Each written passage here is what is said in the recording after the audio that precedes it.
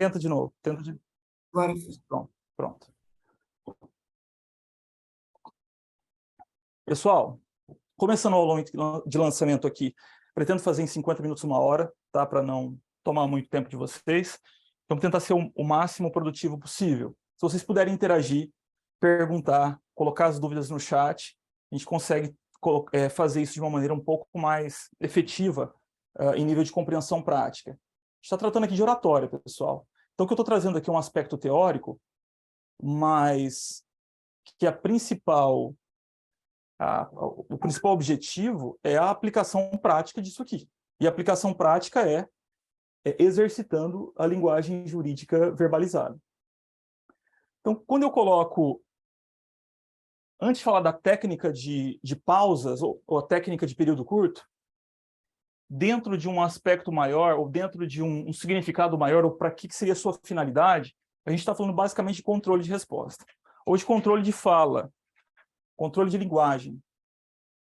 Como uma das principais dores, especialmente quando o aluno iniciante ele chega, essa dor vai estar localizada no como falar. Como falar do ponto de vista da linguagem formal, ou qual é o parâmetro de linguagem formal que ele vai se basear para poder construir as respostas. Porque, como regra, ele chega e aí ele vai treinar a resposta de prova. Aí eu lanço a pergunta. Candidato, o que é dação em pagamento? Aí, pelo sistema clássico, frasal, ele vai pegar o dação em pagamento, que é o sujeito, coloca na frente, verbo, ser aqui indicativo singular, segunda pessoa, e pede e espera acontecer algo. Ou, a dação em pagamento é o cumprimento das obrigações retificando. Então, essas quebras iniciais aqui de respostas, ou desses parâmetros formais, elas ocorrem muito mais por uma questão de ansiedade de começar a responder do que propriamente por qualquer outra coisa. Eu recebo a pergunta e quero começar a responder, porque eu quero dar a resposta ao meu examinador. E aí a gente incorre no primeiro erro.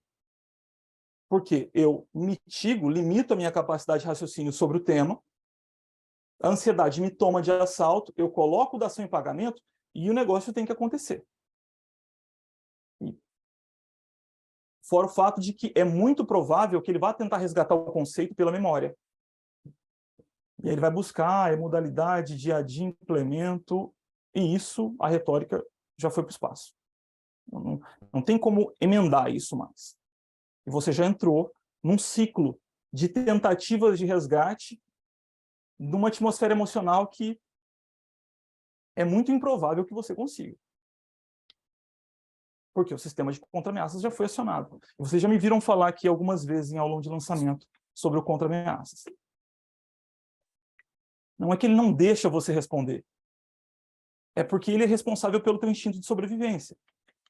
Então, quando ele acionou, é para fuga. E a fuga é o quê? Ou vai ser o nome recorda excelência, ou vai ser uma tentativa meio que inglória de continuar nessa fala. Aí é onde eu falo que o candidato se arrasta. Nosso pagamento é porque o adimplemento de uma obrigação, e aí a coisa meio que parece que vem aparecendo para ele em cortes. E ele vai pegando esses cortes e vai jogando em frases aleatórias dentro da fala. Sem conectivos, sem trânsito. E aí vira aquela salada. Ele perde o principal atributo. Ele perde a oportunidade de responder utilizando um dos principais atributos da retórica jurídica, ou da oratória em sentido amplo, mas que para nós aqui é a retórica jurídica, que é essa eloquência, que é a forma. Porque eloquência é forma. O que é eloquência? Eloquência não é conteúdo. Eloquência é um atributo da oratória que é responsável pela transmissão da mensagem de maneira clara e que, juntamente com isso, envolva o interlocutor. Você cria uma esteira de linguagem com o preenchimento do conteúdo jurídico de modo a conduzir o teu interlocutor de maneira inconsciente. Ele entra no trânsito. Em alguns casos, ela vai ser responsável por quebrar resistências. Se o cara, de repente, é muito indutivo, o examinador é muito chato. O cara que é eloquente, o cara que trabalha com trânsito ou com esses recursos retóricos, ele consegue quebrar essa resistência e, às vezes, falar um pouco mais. Por quê? Porque o principal atributo, ou a principal finalidade da eloquência é fazer o quê? É trabalhar com conexão, formando uma sinfonia. Ele vai induzir, conduzir o outro a esperar que ele fale do início daquilo que ele começa a falar, ou do que é a sua frase inicial, até o ponto final, seja no portanto ou não, não importa, usando portanto ou não. E por que frase inicial? E por que a frase inicial vai ser importante? Porque, do ponto de vista da comunicação em sentido amplo, nós temos 2 momentos de fala. Em sentido amplo, eu não estou falando de prova oral. É a primeira frase e a última. Esses 2 momentos têm o condão de promover uma conexão absurda ou o contrário, promover rupturas em nível assim até de afastamento. Imaginem vocês um erro de vernáculo inadmissível na primeira frase. Bloqueou. Você pode fazer um tratado na sequência, mas aquele equívoco na frase inicial ficou marcado no subjetivo do outro. E ele vai se lembrar. Da mesma forma como a frase última, quando ela é solta de qualquer forma, você constrói uma bela resposta, e na hora de sair, você vai, tropeça e cai. Assim, poxa, sabe essa coisa de você vem crescendo com a resposta, você vem me induzindo, eu estou com você o tempo todo, pô, legal, e na hora de fechar, ou ela ficou meio murcha, ela não foi compatível com o nível da resposta que você veio construindo, e percebam, construindo. Toda resposta de prova é um processo de construção de expectativas. Por isso que não dá para chutar portas lá na primeira frase. Ou, se eu estou na primeira pergunta da primeira banca, para que, querido, que você vai querer fazer tratado? Você quer subir a expectativa dele? Porque ele está lá, paradinho, e te faz uma pergunta simples. E aí você vem com as teorias lá de Saturno, e já colocando e jogando muita erudição, não é Saturno, desculpa, e jogando muita erudição logo de cara. Se coloca no lugar do examinador, qual é a consequência disso? Você voluntariamente elevou o nível de expectativa dele. Ou, no mínimo, a repergunta, se houver, vai ser batendo embaixo. Ele vai te bater embaixo. César, de onde você está tirando isso? Bonilha no aulão de lançamento do curso São Paulo. E é uma coisa natural, não é nenhum absurdo a gente pensar nisso. Porque o candidato que, por exemplo, vai ter uma certa dificuldade nas perguntas iniciais, qual é uma natural consequência do ponto de vista de reação do examinador? Se tem empatia, se eles construíram uma atmosfera fértil ali na comunicação não verbal, a tendência é que essas perguntas e reperguntas elas prossigam com um pouco de calma, sem tanta ênfase. O candidato já tem problema com a pergunta conceitual. Eu vou chutar a canela dele aqui na segunda pergunta? Isso acontece com a gente quando nós estamos arguindo vocês. Quem chuta a minha canela na primeira pergunta, eu devolvo na segunda. Eu devolvo, eu espero. Por quê? Porque vocês elevam o nível de expectativa. Mas, César, não é para isso a prova oral? Sim, mas é um processo. São 4, 5 bancas, você vai responder a 10, 15 perguntas. Construa a sua arguição. Vai elevando o nível de expectativa, contemplando o avanço, mas sem se colocar em armadilhas. Porque prova oral tem muito disso. Isso pode ser um aspecto a minorar a tua nota ali em 20%, em 15%, não sei. Então, voltando, a eloquência, essa maneira de falar de forma clara e envolvente, que para a retórica jurídica, ela pressupõe um certo nível de formalidade, galera. E aqui eu vejo como um segundo aspecto da maioria que chega, ou quem não tem expertise, ou que nunca treinou. Quem chega no sistema frasal clássico. Eu vou colocar aqui, porque isso aqui vai ser importante para depois. Era para estar aqui, mas não deu tempo de eu colocar. Então, o que é o sistema frasal clássico? Você pega, coloca sujeito, verbo, objetos, predicados, coloca na frente. Mais ou menos quando... Assim, estou dando esse exemplo apenas para ficar de imagem para vocês. Então, quando a criança está aprendendo lá na escola, né? A bola é amarela. Então, ela coloca, a bola é amarela. Aqui, sujeito, artigo. E esse sistema frasal clássico, ele muito, não raro, ele vem como sendo apoio linguístico para quem vai responder uma prova oral. É porque ele pega a pergunta do dação em pagamento e vai colocar a dação em pagamento é em um nível de reação. E por que isso ocorre? Porque ele não tem experiência com a verbalização jurídica. Quando ele faz isso aqui, primeiro, o sistema frasal é o mais simplório. A minha possibilidade de eloquir, aspas, né, nem existe isso, mas de eu conduzir a minha frase inicial em um nível de eloquência jurídica, eu já perdi essa chance aqui.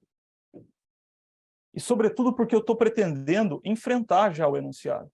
A dação em pagamento é. E aí percebam como isso tem a ver com outros temas de aulas de lançamento anteriores, que é a forma como vocês pensam o direito.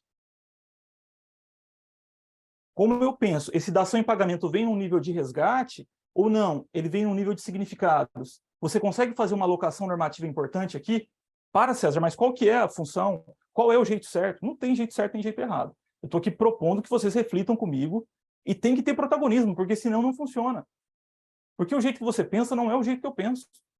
Porque, para mim, o dação em pagamento, na provocação, não vem dação em pagamento. Vem obrigações. Ou adimplemento obrigacional. Vem Código Civil. E isso tem a ver com o padrão de estrutura de resposta que, queridos, todo mundo tem que ter o seu. Tem que ter. O porquê que você... Se fosse a pergunta discursiva na prova de segunda fase, essa mesma pergunta, como é que você construiria essa resposta? Você ia para uma dação em pagamento de cara? Será? Não iria. E por que isso não verte em espelho de linguagem verbalizada? Porque não é a mesma coisa. Então, ponto. Essa é uma conclusão que nós chegamos aqui. E se a gente chega a essa conclusão, que eu não penso ou raciocínio juridicamente para verbalizar como eu penso para escrever, eu também posso chegar a uma conclusão bastante razoável. Que o desejado é que o meu raciocínio jurídico de entrega de dissertação seja o mesmo para que eu responda uma questão de prova oral. E se a gente compreender isso, já resolve metade dos problemas. Porque você sai do sistema frasal clássico. Você sai. Simples. Por quê? Porque essa frase do a bola é amarela ou a dação em pagamento vai virar o quê? Excelência, o Código Civil, em livro próprio, disciplina a forma de adimplemento das obrigações jurídicas e as classifica preponderantemente em forma de adimplemento direto e indireto. Ponto. E essa é a introdução da minha resposta discursiva que eu verti em linguagem verbalizada agora, improvisando. Porque o ponto é improviso.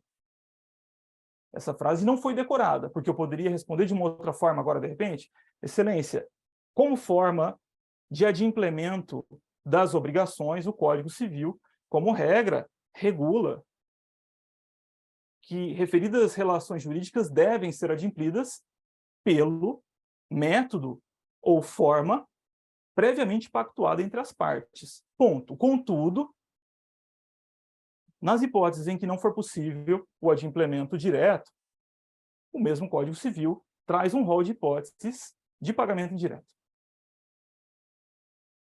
Agora, como que isso ocorre no nível do raciocínio? É porque o estudo e a revisão ela está planificada em uma rede conceitual, ou em um significado inicial, que é para onde eu busco a minha premissa ou a cabeça da resposta, e de onde, na segunda premissa, eu vou ter o ataque do núcleo, que era da ação.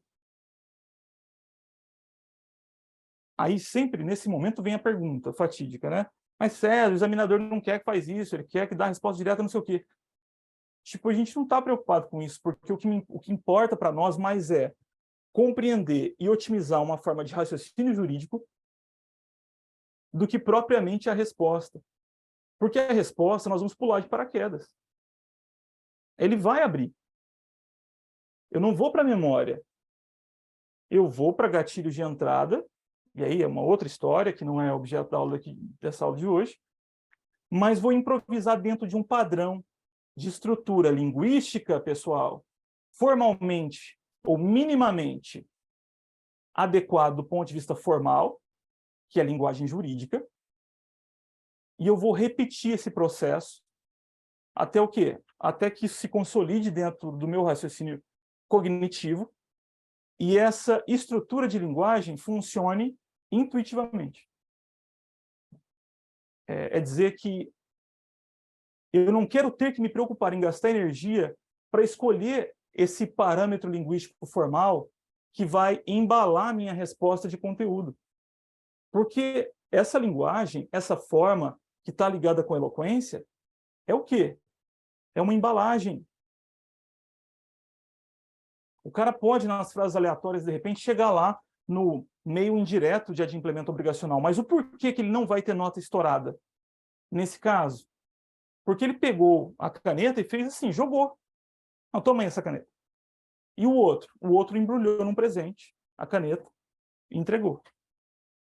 É a forma, é a eloquência, é o trânsito argumentativo, é a geração de uma autoridade jurídica que se pretende ou que se deseja em prova oral, que não se faz por conteúdo erudito, pessoal, mas se faz com um conteúdo minimamente adequado que ele espera e dentro de uma linguagem formal que transita, que demonstra naturalidade na fala, que demonstra especialmente pertencimento em relação ao conteúdo.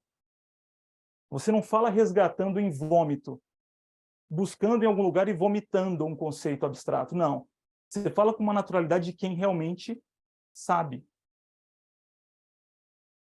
É possível saber fazer isso com tudo? Não. Ou, é difícil. A gente poderia falar de vários temas aqui. Penal e processo penal, para mim, é um calcanhar de Aquiles. Sem dúvida, não vou negar para vocês.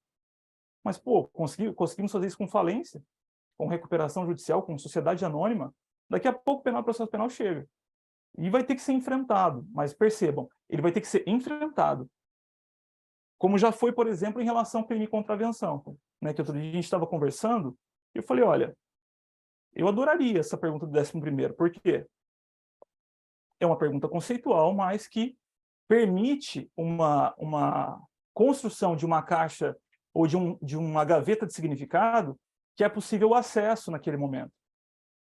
E trabalhando com gatilho de opção política do legislador. Ou saindo em frases de efeito do tipo, ontologicamente, crime e contravenção penal não se distinguem, haja vista que ambas pressupõem um comportamento humano reprovável e tipificado penalmente pela lei. Ponto. E esse gatilho nível de compreensão, para mim, em relação aos dois, ele já funcionou, porque eu vou diferenciar na reclusão mais prisão, ou reclusão em relação ao crime e prisão simples em relação à contravenção. Na verdade, é reclusão e detenção e ou multa, né? E prisão simples e ou multa no caso da contravenção penal, mais ação penal pública incondicionada exclusivamente para contravenção e condicionada de representação, incondicionada e de iniciativa privada para o crime, nos crimes contra a honra. E olha, gatilhos que funcionam. Né? Então, é isso que eu preciso saber, porque se a pergunta vier, eu vou trabalhar com essas 3 ordens. E a opção política do legislador vincula quem? Está até no material do pessoal do outro curso, né? O caso Daniela Pérez. Por quê? Porque você busca significados. Por que opção política? Porque até aquele evento, o crime, o homicídio por motivo torpe, ele não era considerado hediondo. E depois disso vem a alteração legislativa, ele vai para o rol dos hediondos, e a partir dali, os homicídios qualificados naquele motivo passam a receber o sistema penal mais gravoso da hediondez. Mas aí nós vamos pelo significado. Pelo significado. E não pela decoreba. E não pela memorização. Então, é possível um método que funciona. E por que eu estou dizendo isso, então? Tá, forma, eloquência. Mas o que tem a ver com a técnica do período curto? Porque quando a pessoa chega, ela estuda, ela se dedica, e na hora que ela vai responder, aí vem assim, então, a dação em pagamento é o mecanismo ou meio de adimplemento indireto da obrigação e o Código Civil, e essas frases, por conta da forma como ela elegeu, alguns atropelam as palavras e não têm uma consciência de que quando ele está falando, ele precisa fechar unidades de tempo. Porque quando ele não fecha essas unidades de tempo e cala, o que acontece? Isso é preenchido por alguma coisa. Se percebam, quando vocês estão falando, tentem simular uma resposta, especialmente para os iniciantes. Você tem lá, de repente, defina contrato de compra e venda, candidato. Excelência, o contrato de compra e venda ele é a transferência da propriedade, e ele joga as frases, que são os períodos da resposta dele, de maneira adequada. Só que naquela lacuna onde haveria um final de uma unidade de tempo, o fechamento do período, ele não consegue ficar sem falar nada, porque ele acha que tem que emendar com alguma coisa. E aí é onde a cacofonia surge. O o né, o então, é onde eles aparecem pontualmente. E a técnica dessa frase curta, do período curto, ela pressupõe o quê? Pressupõe que você tente enxergar essa sua resposta de prova, ou essa forma de verbalizar a resposta, em períodos curtos, dentro do teu padrão linguístico, que não necessariamente correspondem às vírgulas e os pontos. E aqui, destaque, que esse é um erro de premissa também bem clássico. Quando vocês fazem treino de verbalização solitária, para tentar se compreender ou se enxergar dentro da linguagem, então você respondeu lá uma pergunta discursiva, né? Para quem está anotando, o principal exercício qual é? Você que está querendo se encontrar dentro da tua própria linguagem jurídica. O que você pode fazer? Você pega lá, defina a dação em pagamento, ponto. E vai responder uma resposta discursiva como se fosse uma prova de segunda fase. Contudo, sem código. Sem código. Por quê? Porque na prova a gente não tem. Então, aqui, pessoal, percebam aqui, ó. Aqui está o ponto de inflexão entre a prova discursiva e a oral. Porque na prova discursiva, se não der nada, vamos abrir o código e vamos embora. Vamos colocar lá, vamos encontrar alguma coisa e vamos tentar trabalhar nessa resposta. Na oral não tem isso. E o problema que eu vejo é que às vezes nos treinos, para além de errar fazendo só leitura passiva, quando a pessoa vai construir mapas ou tentar fazer um padrão linguístico treinável, vocês às vezes fazem isso com apostila, livro e código aberto. Eu acho que isso vale no início. Eu não estou dizendo, mas César, estou tentando, beleza, estou tentando me acostumar com isso. Eu quero pegar aquela palavra que o Cristiano usa para poder ser gatilho aqui, na obrigação natural. Tranquilo, faça isso. Planificou? Respondeu? Beleza. Vou fazer o treino de verbalização solitária. Então, eu vou pegar aqui só para dar um exemplo, tá? Só para exemplificar. Aí eu vou ler a minha ficha lá, o meu material onde eu construí. Aqui num livro de oratória, mas só para que vocês possam entender. Ó, é uma frase que ela está assim: essa declaração na sentença tem um propósito, vírgula, mas é difícil imaginar como alguém pode discordar dela, ponto. Então tem uma vírgula, tem um elemento, um conectivo aditivo aqui, o e depois tem um ponto final. Pontos e vírgulas nós aprendemos que são momentos de fechamento de unidade, né, de pausas de respiração. Não é isso na escola? Lembra? Então, isso quando nós estamos escrevendo. Não pode escrever tudo junto, menino. Tem que colocar vírgula, tem que colocar ponto. Ok. E aí, se fosse para escrever essa declaração é uma sentença e tem um propósito, vírgula, mas é difícil imaginar como alguém pode discordar dela, ponto. E eu respiraria aqui, também é difícil ver como isso pode ser desenvolvido ou argumentado, ponto. Para oratória, então vamos supor que eu tivesse redigido isso aqui. Essa declaração é uma sentença e tem um propósito. Esta declaração é uma sentença e tem um propósito. Mas é difícil imaginar como alguém pode discordar dela. Eu não estou nem aí para a pontuação. Porque para o retor, ou para a retórica, a pausa especialmente, ela vai estar ligada a quê? Ou a técnica de pausa, ela vai estar ligada a aspectos que você quer destacar na sua fala. Então você segura, você solta uma frase do tipo, essa declaração é uma sentença e tem um propósito. O propósito, na paroxítona aqui, grafando, qual é meu efeito? Eu quero dar destaque para o propósito. Então eu jogo, subo um pouco com o volume aqui e paro nela. Tem um propósito, pausa de curiosidade ou silêncio de curiosidade. Eu estou exagerando aqui só para que vocês possam entender. É óbvio que na prova oral nós não vamos fazer dessa forma. Mas é para que vocês possam entender que ter pequenas pausas silenciosas dentro de uma resposta de prova não está errado. Não está errado. E que você pode fazer isso.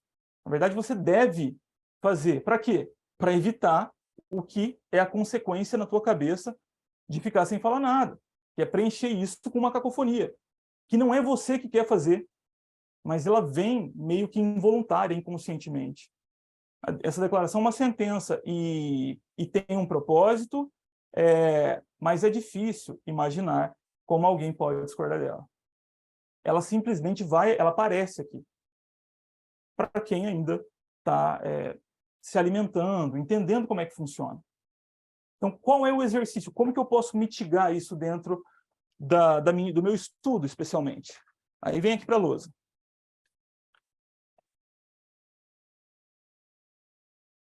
E tudo está ligado para o óbvio, a vocês terem uma consciência de que pergunta causa reflexão, a reflexão vem com ansiedade para começar a responder, e essa ansiedade vai fazer você ter uma perda de consciência de fala.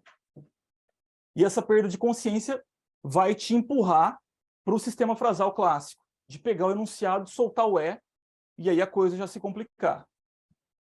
Não estou dizendo que você não vai responder, pode ser que você consiga, mas também acabou. E possivelmente vem uma repergunta em cima. Como responder linguagem? Padrão dissertativo, estude e projete a questão com a sua linguagem. Se o desejado é o que o meu padrão de linguagem dissertativa, ou aquela que eu utilizo numa dissertação, ou numa resposta discursiva, que ela se projete para que eu preencha o conteúdo aqui no verbo, exercício básico, simples. Você projetar questões de prova oral e respondê-las minimamente ali em 3 premissas, introduz, faz uma alocação normativa, diz de onde você está tirando essa história, pelo amor de Deus. Abre a segunda atacando o núcleo e fecha. Com portanto, com vale destacar que, enfim, não importa. Mas é imperioso que você protagonize essa construção do padrão. Acaba aí, César? Não. Porque, de novo, pessoal, vou retomar de novo. Aqui são elementos da neurociência lá do Marcelo Roxo que a gente foi buscar para trazer para vocês. Se o meu cérebro não processa essa informação, assim como ele faz para que eu escreva, o que a gente tem que fazer assim, com exercício e treino para a prova oral? Ele não faz isso por quê? Porque você, uma vida inteira, estudou para fazer prova escrita.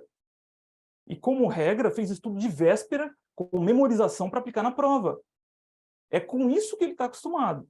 Por isso que você vem para o clássico. Ele tenta fazer o resgate, mas não consegue, porque é muita informação. Bom, se ele não consegue, se ele está meio que viciado, entre aspas, o que nós temos que fazer? Reprogramar. E reprograma como? Ele está fazendo a leitura, raciocinou, escreveu, vem para a via mão contrária agora. Ó. O que ele raciocinou para você escrever, você verbaliza no treino, jogando e consolidando dentro, criando os blocos de significado. Ou criando uma estrutura padronizada no início de linguagem para que você se acostume a responder perguntas. E quando você padronizar e isso estiver consolidado, o que vai acontecer? Não importa a pergunta. Sei lá, Build to Suit. O Mauro respondeu essa no Paraná. Excelência, dentre os contratos, nunca vai existir, para quem está reprogramado de maneira a buscar esses significados, ele nunca vai pegar esse contrato Build to Suit e colocar na primeira frase. Ele não vai fazer isso. Porque você está recondicionando e reprogramando, a ele fazer sempre uma leitura de linhas. E a linha 1 sempre vai estar ligada com localização topográfica. Então, minha frase inicial, que antes era a dação em pagamento, que seria o contrato Build to Suit, vai ser: Excelência, o Código Civil, o direito civil, ele regula ou teoriza contratos típicos e atípicos. O Código Civil possui um rol de contratos cujos requisitos se encontram tipificados. A exemplo da compra e venda, da empreitada e da locação. Contudo, aí vem contratos atípicos, traz lei e esmiuça o Build to Suit. Mas, para que isso ocorra, eu preciso me compreender dentro da linguagem, e isso não se faz passivamente. Não se faz. Vocês precisam colocar isso em prática. E, a princípio, às vezes, nem é treinando prova, mas é apenas fazendo um exercício de verbalização, que dá para ser feito de maneira solitária. E para aqueles que compreenderam, e muitos dos alunos aqui, que inclusive já fizeram provas e tiveram resultados incríveis, ainda aliaram a esse aspecto um segundo, que é gravar as próprias verbalizações.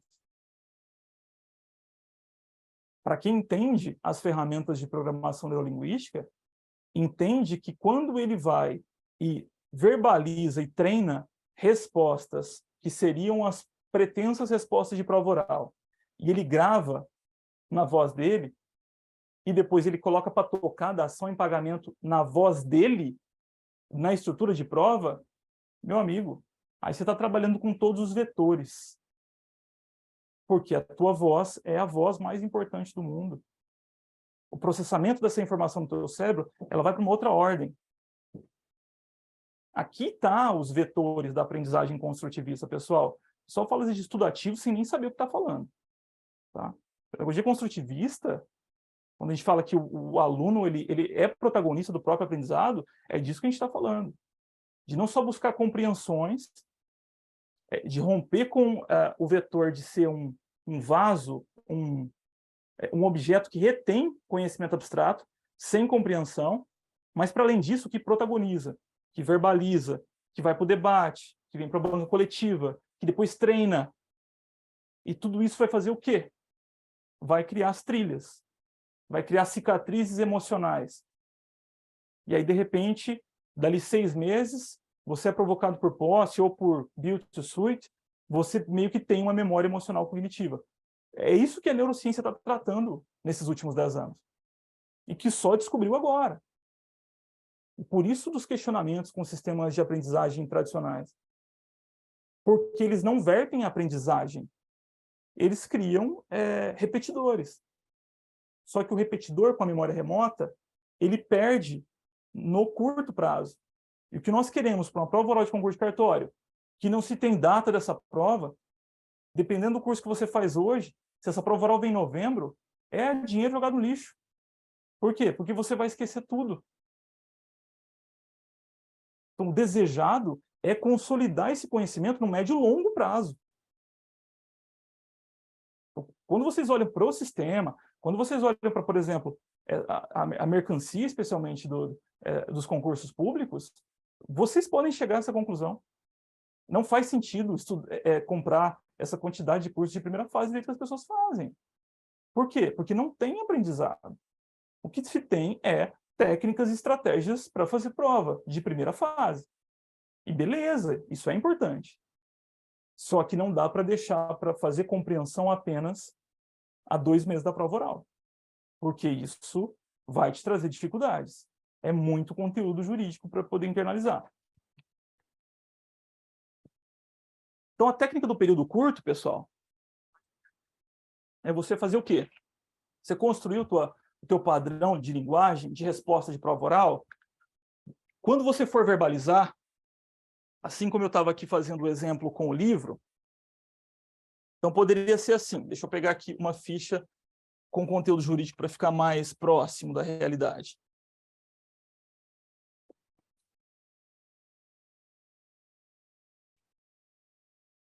Vou pegar aqui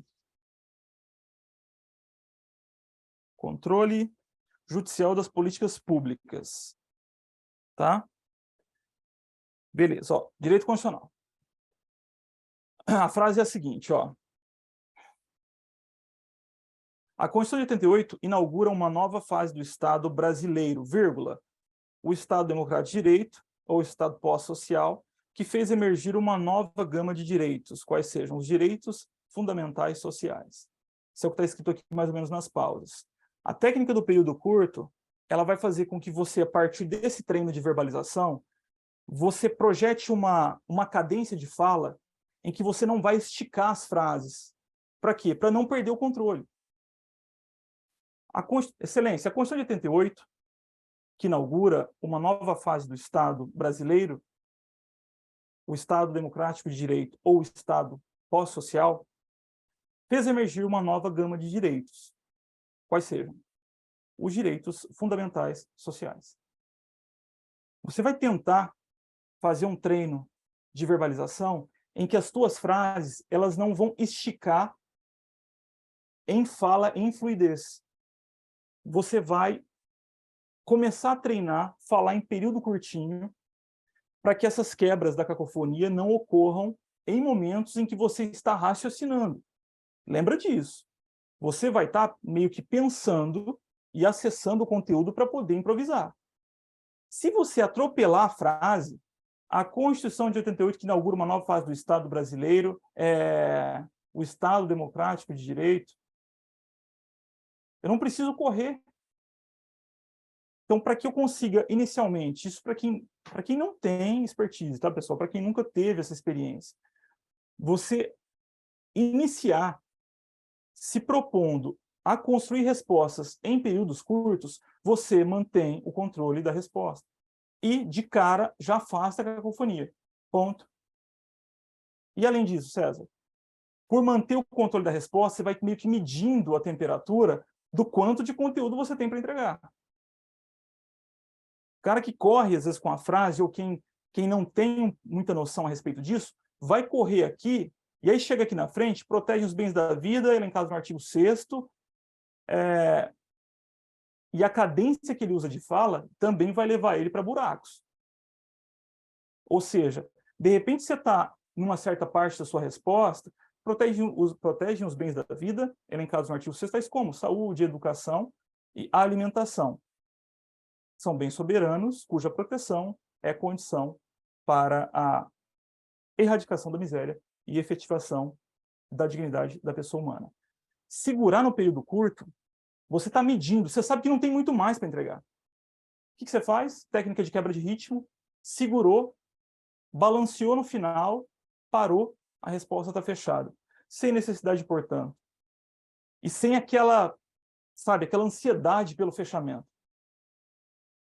De repente, eu comecei uma resposta com uma velocidade muito alta, ou com períodos muito longos, e aí eu me perdi nos conectivos. A resposta quebra em retórica, e a minha estratégia de saída vai ficar muito mais difícil para manter essa comunicação em alto nível. No período curtinho, você consegue. Você vai, opa, não tem muito mais. E nesse sentido, excelência, e bum, frase de efeito. E você já saiu. E já acabou. Então, ritmo e cadência de fala está ligado com isso aqui. Porque cada um tem... César, tem ritmo? Não tem ritmo certo, pessoal. Porque ele está ligado com a respiração. Se eu vou falar num período mais longo, por exemplo, numa resposta de sei lá,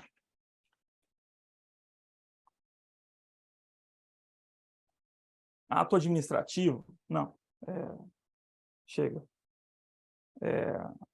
Sei lá, Mauro, fala um tema aí, vamos improvisar alguma coisa. Vamos lá, César, propriedade, perda da propriedade. Perda da propriedade, foi objeto no simulado. Se de repente eu não tenho tanto traquejo com o direito administrativo, doutor, fala sobre uma hipótese de perda da propriedade à luz do direito administrativo. A excelência, a desapropriação, desapropriação enquanto uma modalidade de intervenção do Estado na propriedade privada, e já corri, perdi o fôlego no meio do período, já vai embarrigar essa resposta, essa fala, eu já vou meio que balancear, vou meio que cambalear em cima das frases.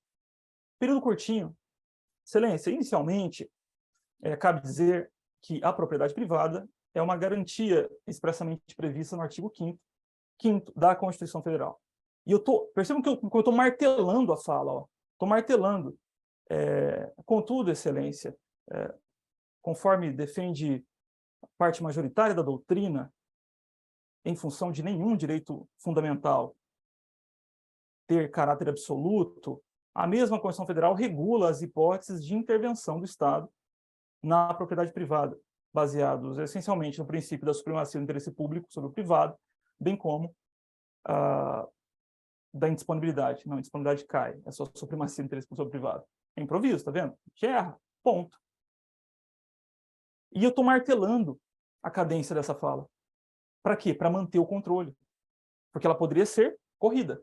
Excelência, a Constituição Federal regula as hipóteses de intervenção do Estado na propriedade privada e, na sua espécie supressiva, regula a desapropriação, que pode ser por interesse social, utilidade pública e bem como até sancionatória, trazendo regras gerais específicas, destacando-se a prévia e justa indenização em dinheiro, bem como prévia declaração pelo poder público, ponto.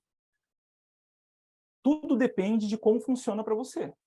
E você precisa colocar isso para fora, para poder identificar. Então, esse aspecto aqui, pessoal, que é decorrente de muito estudo, tá? Depois eu quero citar 3 livros para vocês de teoria de argumentação.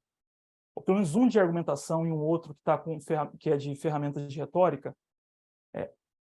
Isso é uma coisa que, infelizmente, os cursos não ensinam. Tá? Infelizmente. Porque prova oral não é só treino, cara. Você precisa fazer meio que uma leitura, uma autoleitura e se encontrar dentro da linguagem. Porque do contrário disso é você se submeter a um treino ou uma simulação de prova em que você vai fazer um mergulho no escuro. E aí linguagem, entendeu? Você não vai dar a importância devida para aquilo que pode fazer a diferença na sua prova. O que pode te dar uma oportunidade. A Ana Paula falou isso na live. Quem não assistiu, quem não assistiu porque ela não está no perfil. Mas a Ana Paula, nossa top 3 de Minas, na prova oral de Minas, ela disse o seguinte, para quem não assistiu. E a Ana Paula chegou no sistema clássico também. Fazia pergunta e ela rebatia de lá para cá com o enunciado e depois o verbo, o verbo ser, e tentava construir indutivamente. Indutivamente não, porque o indutivo é correto também, mas mesmo o indutivo tem como fazer diferente.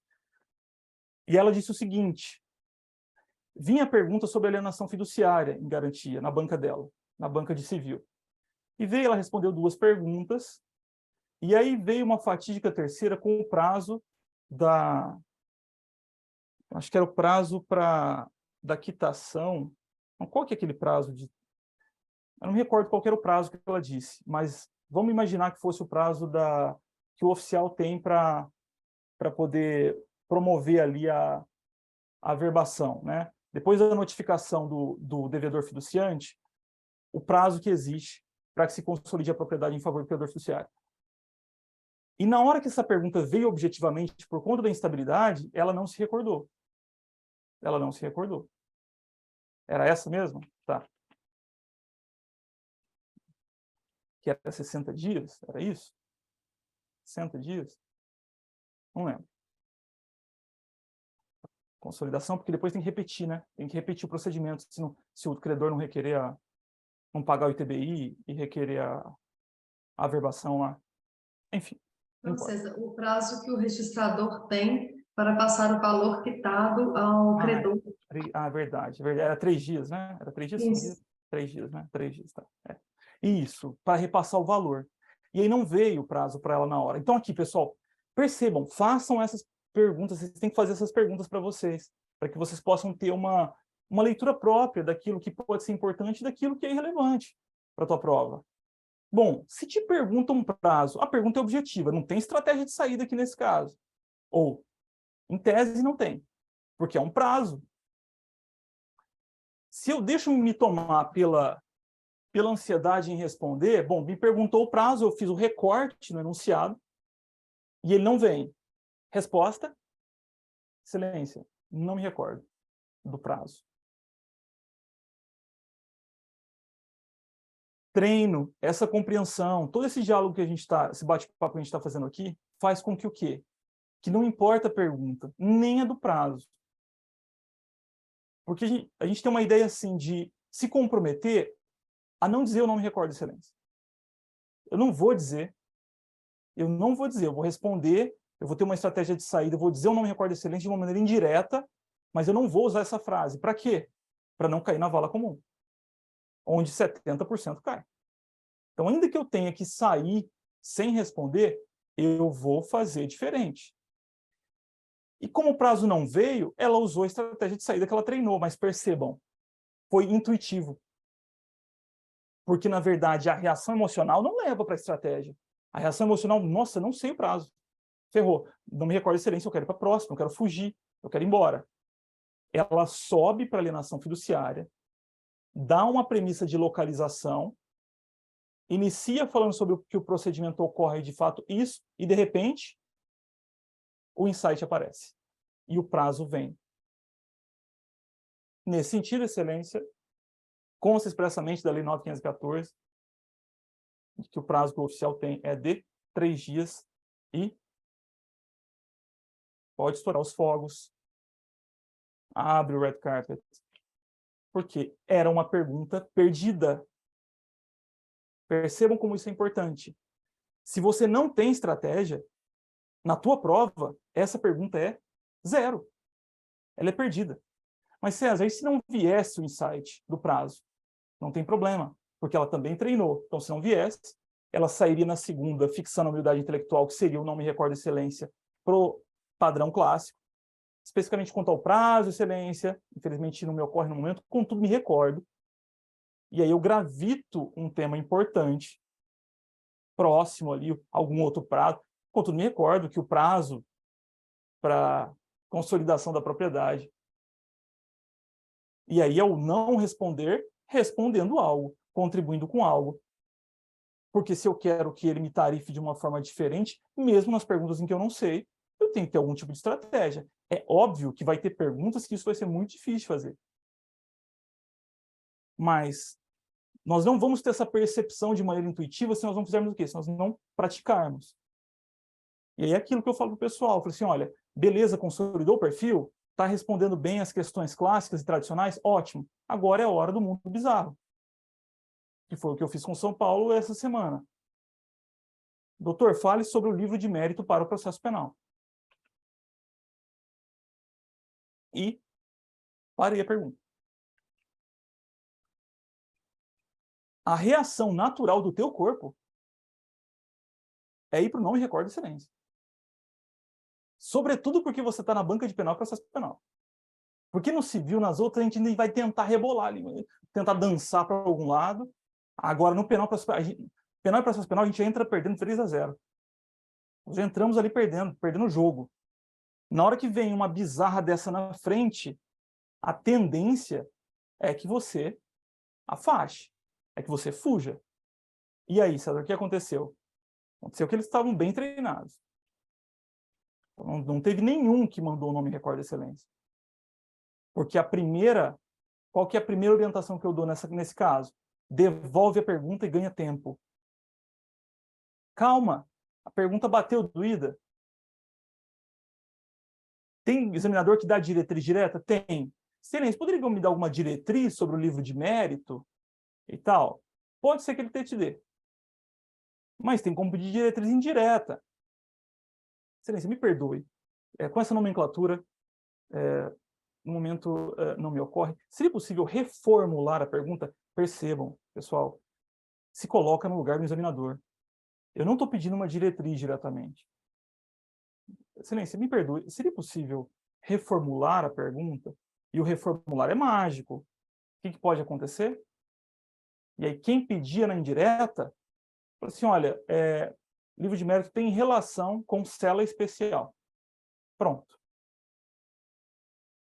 Tá aí a tua oportunidade de pontuar. Enquanto que no padrão inicial, clássico, o que você fez? Você foi para o não me recordo e já era. Mas, César, o cara que vai responder de cela especial, ele vai conseguir? É óbvio, porque ele vai tocar no tema, ainda que ele não saiba que o livro de mérito, ou que as pessoas inscritas no livro de mérito, também gozam do benefício da sala de Estado Maior ou da cela especial na prisão cautelar, né, antes do trânsito em julgado. Ainda que ele não responda objetivamente a isso, mas ele vai falar do diplomado em nível superior, vai falar que certas autoridades gozam dessa prerrogativa. E isso vai tocar no espelho. E, sobretudo, pessoal, aqui eu estou já encaminhando para o final, por um ponto que vocês precisam começar a refletir sobre isso, quando estiverem treinando, quando estiverem estudando. Vocês acham que o promotor que fez essa pergunta na banca de penal e processo penal, no 11º concurso São Paulo, você acha mesmo que ele esperava uma resposta dos candidatos? De cartório? Não espera, pessoal. Algumas perguntas, elas têm outros objetivos. E aí, me pegando numa fala do Bonilha de novo, de uma aula de lançamento de São Paulo, e eu falei isso para a galera de São Paulo também, o que examinador valoriza? E aqui ele estava falando de São Paulo. O que examinador valoriza muito em candidato? Candidato que briga pela pergunta. Que é o candidato que briga pela pergunta. É o contrário do candidato que solta a corda na primeira oportunidade. Então, nós precisamos tentar encontrar uma forma de reagir a essas situações. Porque não vai ser a pergunta boa que vai te tirar a oportunidade do 9,5 em Santa Catarina. Vai ser a pergunta ruim. Porque a pergunta boa, pessoal, a chance é que todo mundo vá mais ou menos do mesmo jeito. É por isso que não dá para negligenciar penal e processo penal. Num provável cenário em que tem uma banca própria para ela. 1/5 da nota, 1/6 da nota, não sabemos ainda. Mas e aí? Aí vai 10, 10, 10, 4, 3, 1. E a média foi para o espaço. E no concurso de cartório, nós sabemos a importância da média final na prova oral. Então, resumindo aqui o que eu tratei hoje com vocês, frase curta e frase de efeito, se possível, quando vocês... O que é essa técnica de período curto? Olhe para a sua resposta discursiva e veja ela em pequenas unidades de pensamento, ou unidades de ação. São pequenas frases que vão ser verbalizadas de maneira a você ir cadenciando a tua fala. Preocupado com a tua respiração, você não quer quebrar o período inspirando na hora errada. E ao fazer isso, ao treinar, ao verbalizar, ao se colocar como protagonista, antes de treinamento em banca, em simulação de prova, você está fazendo o quê? Você está fazendo consolidação de trilhas, de gatilhos, para que o teu cérebro processe essa informação de uma maneira mais veloz. Ora, não é isso o desejado? O desejado na prova oral é um acesso veloz a gatilhos importantes de conteúdo jurídico que vão te permitir construir frases curtas para que você dê respostas contundentes.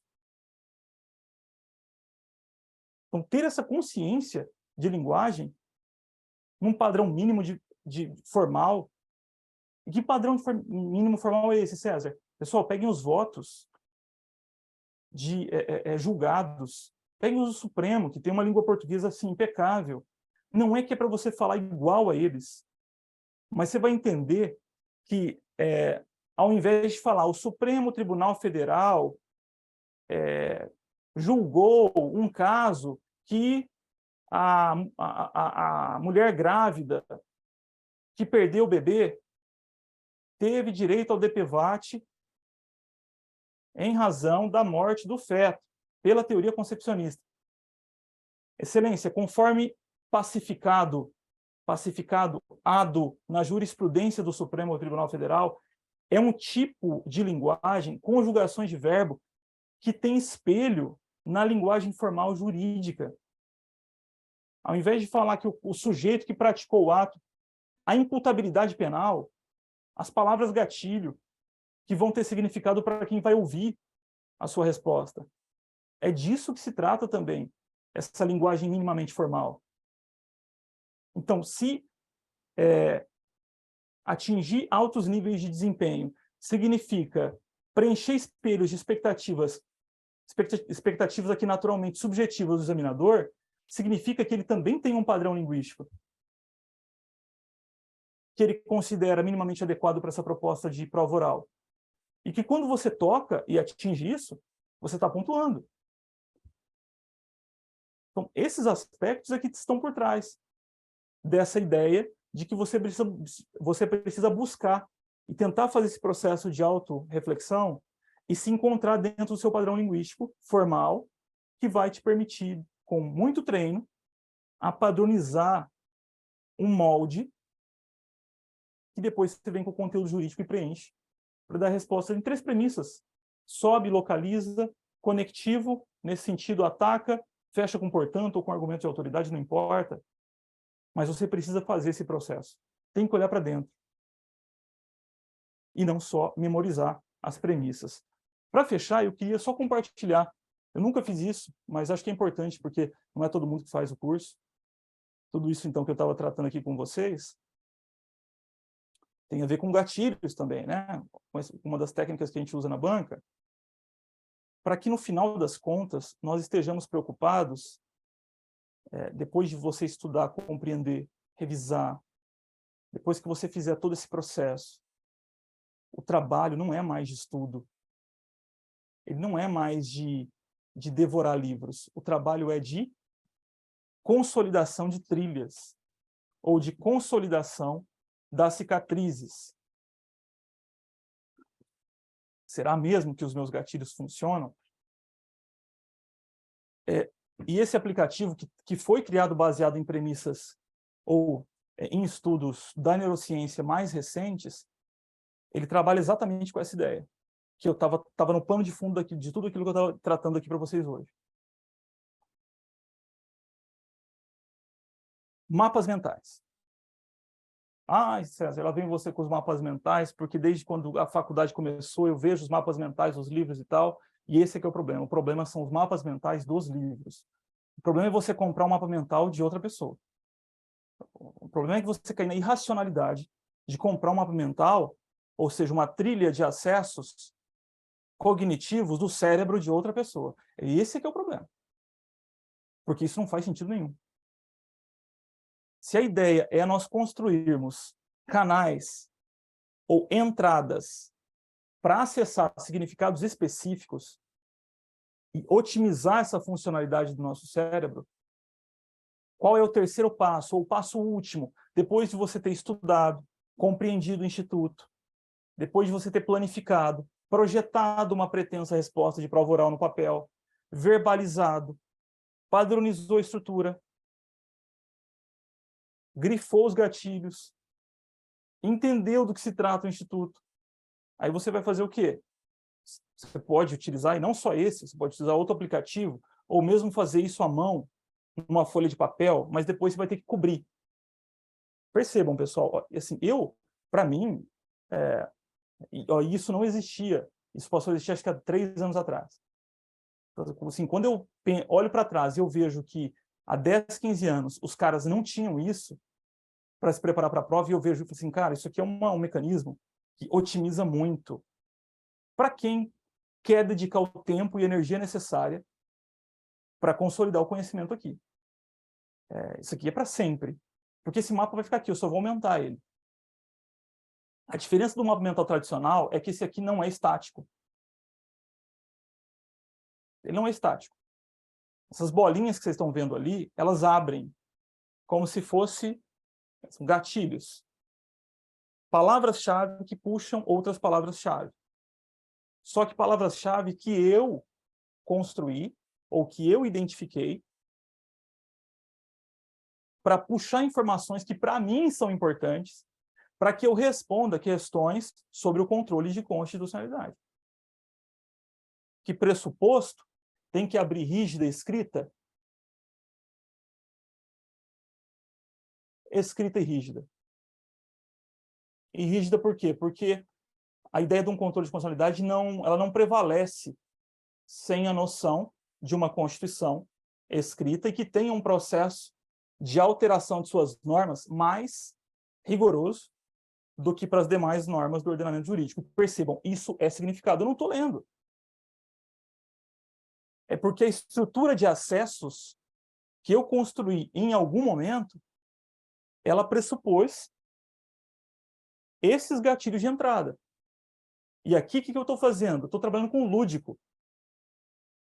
Eu estou dizendo que eu vou... Deixa eu ver. Eu abri o gatilho que eu havia colocado aqui há algum tempo atrás, era escrito, tá, de fato é ele mesmo. E vou abrir o próximo com norma parâmetro ou pirâmide normativa. É isso, pirâmide com supremacia. Por quê? Porque essas palavras serão ganchos de entrada da minha fala. Então, eu projeto o mapa não apenas pelo conteúdo, não é apenas pelo conteúdo em si, mas projetando de uma forma que ele abra, pensando nas possíveis questões que vão ser feitas. Qual é o preço? E essa questão, 11º da Prova Oral de São Paulo. Prova Oral do 11º concurso de São Paulo. Qual é o pressuposto de um controle de constitucionalidade? E aqui poderia estar Kelsen junto depois do pirâmide? Poderia. Norma parâmetro superior. Então, dentro dessa primeira linha, eu estou trabalhando com uma projeção de uma questão de prova importante para mim e que eu quero ter acesso a essas informações de maneira gatilhada ou de entradas, porque eu vou improvisar a resposta segundo um padrão de linguagem que eu já defini.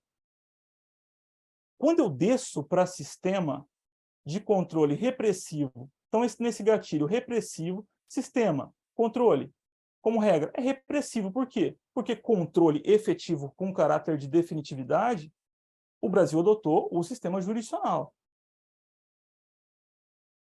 Porque os outros controles localizados no preventivo, que é Congresso, que é Poder Executivo, olha, eles não têm o caráter de definitividade, mas a doutrina trata como controle preventivo. Tem controle preventivo de constitucionalidade ali.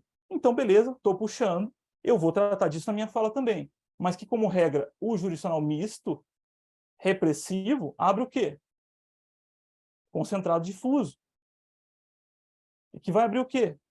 Difuso aqui embaixo. Qualquer interessado, qualquer órgão jurisdicional, em caráter de exceção defesa, que abre, gatilho de novo, qualquer interessado. Só para eu terminar de abrir esse aqui, eu já vou fechar. Pessoal, eu quero chegar até o final aqui. Qualquer interessado, efeitos interpartes, que é uma pergunta também bastante factível, comparando com o controle concentrado, dele em cima eu estaria abrindo os efeitos do controle concentrado. Porque agora faltou espaço aqui, porque ele vai indo embora. Ele é infinito. Aí. Interpartes. E aqui, como regra, exceção. Tem uma exceção, a abstrativização dos efeitos supremo. Exceção, a abstrativização dos efeitos do controle difuso, ou abstrativização dos efeitos da decisão no controle difuso, pegando ali uma linha daquilo que o efeito do controle concentrado faz. E aí referenciando um paradigma de uma decisão para usar de argumentos. Por que você colocou tudo? Porque aquilo é argumento de autoridade. Se eu estou falando de efeitos no controle difuso, eu vou tratar como regra qualquer interessado, alega em matéria de exceção ou defesa, que o Supremo pode arguir ou aferir controle, matéria em sede de controle difuso no recurso extraordinário, e que, como regra, os efeitos são interpartes, contudo, excelência. E olha aqui, já está o argumento de autoridade pronto na linguagem. Contudo, vale destacar que o Supremo tem decisões, ou proferiu decisões, em que adotou a teoria da abstrativização dos efeitos do controle, da decisão proferida no controle difuso de constitucionalidade. Só que, para que isso aconteça, eu tenho que ter feito o trabalho anterior, que é a compreensão dos institutos, que é a padronização linguística, a verbalização, esse treino, esse processo ativo. Pessoal, a gente fica para trás mesmo, porque o sistema todo, não só o educacional, mas o próprio sistema jurisdicional, ele é eminentemente escrito. Não tem, nós não temos um perfil de vocação oral. Tentação oral e tal, gente, eu faço tentação oral há 10 anos. Reverti, já reverti uns 2 ou 3.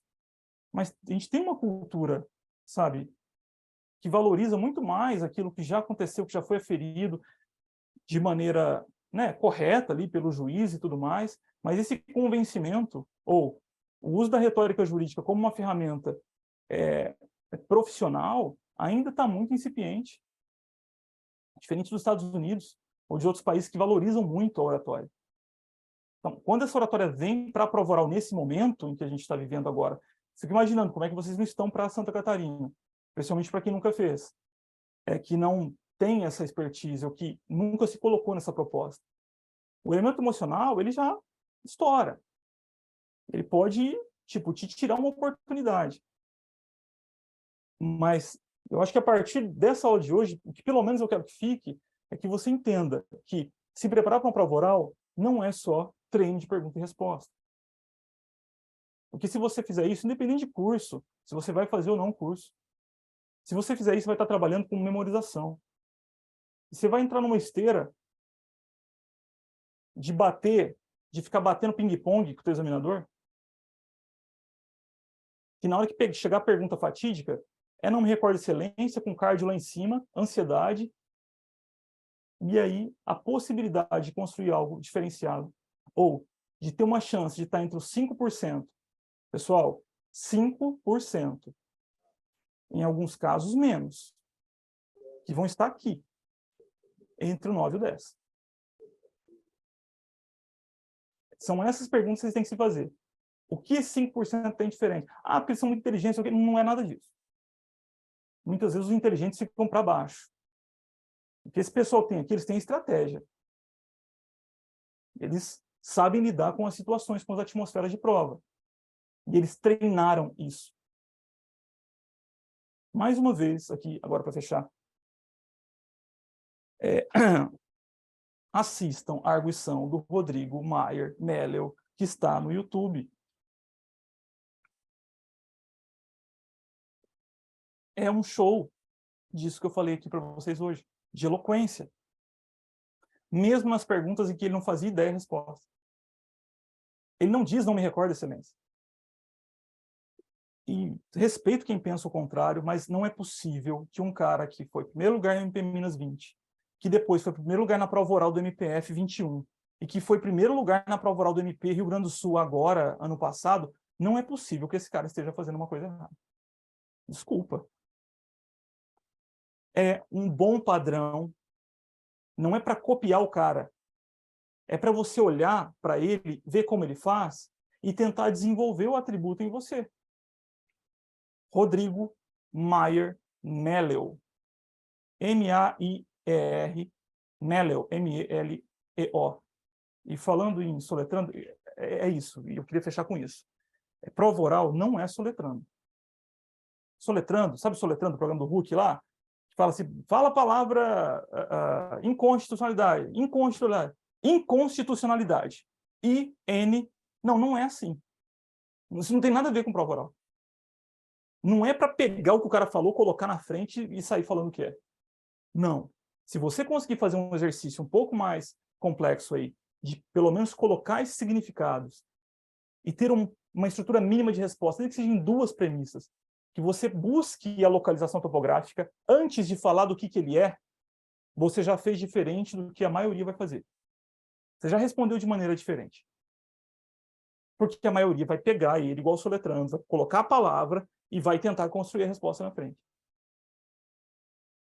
Olhem a do Rodrigo Maier e depois olhem dos outros. Tem um monte lá.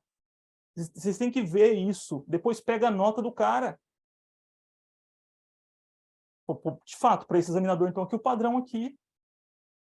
Esse aqui não conseguiu chegar. Só que se você não tem esse comportamento protagonista de buscar o que você efetivamente acha, você fica na esteira de ou acreditar no que eu falei aqui hoje, ou acreditar no que o fulano falou amanhã, ou do que o outro contou o segredo para você no outro dia. Entendeu? Aí não faz sentido. Agora faz sentido quando você legitima. Você vê, não, de fato. Então eu quero desenvolver esse atributo em mim. O que eu preciso fazer? E façam as perguntas certas. Não é fácil, dá trabalho, mas vale a pena. Pessoal, eu espero que vocês tenham gostado. Esse foi o nosso aulão de lançamento, então, dos cursos regulares. E a partir de agora nós vamos começar a explicar o funcionamento para vocês. E dúvidas, chatzinho aí, ó. Estou à disposição, Mariana, pode assumir. Boa noite. Ô César, eu vou parar a gravação da aula, tudo bem? Tá, beleza. Tudo bem.